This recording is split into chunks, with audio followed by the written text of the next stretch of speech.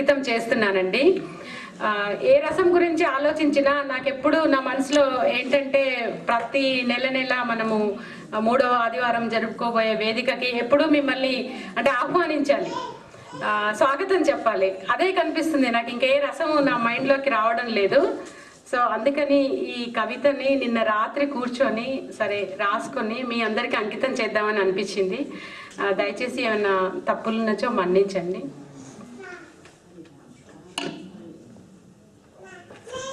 నా కవిత పేరు స్వాగతం అండి.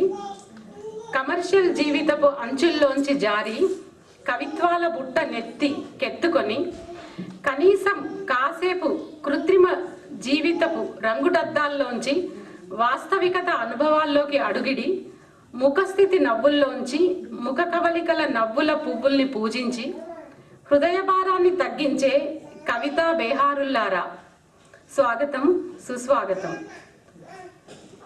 జీవ వైరుధ్యాల్ని పక్కకు పెట్టి జీవన సౌందర్యాన్ని ఆహ్వానించడానికి అరులు చాస్తున్న ఇక్కడి భారత సంతతికి స్వాగతం, సుస్వాగతం. సుఖాల్ని కాదు కష్టాన్ని కూడా ఇష్టంగా మలుచుకొని మనసారా నవ్వగలిగే నైజం ఉన్న మిత్రులారా, స్వాగతం, సుస్వాగతం. కుహనా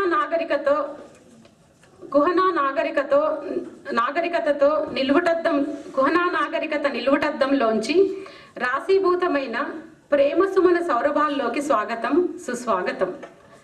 జీవితం కరిమింగిన వెలగ కాదు, కాగితం పువ్వు అసలే కాదు. కమ్మని అమ్మఒడి లాంటి ఈ ఉగాది కవి సమ్మేళనానికి మనసారా స్వాగతం, సుస్వాగతం.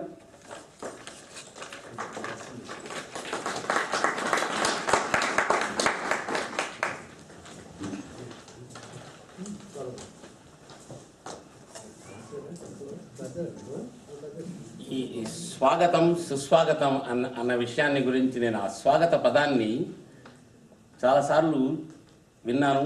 సుస్వాగతం అనేటువంటిది మన ప్రతి చోట ఉన్నది. కారణం ఎందుకు చెప్తున్నానంటే, Shakespeare the most unkindest cut of all and double superlative వాడాడు. అదేవిధంగా ఇక్కడ స్వాగతం అంటేనే సు ప్లస్ ఆగతం స్వాగతం. కానీ మనం దానికి ముందు ఇంకొక సు వేస్తాం. అది ఎందుకని నాకు ఇంతవరకు గుర్తుకు రావడం. సు ప్లస్ ఆగతం ఈజ్ స్వాగతం. మరి కానీ మనం సుస్వాగతం అంటాం. అంటే షేక్స్పియర్ లాగా మనం డబుల్ సూపర్లెటివ్ వేసుకుంటున్నాం మనం.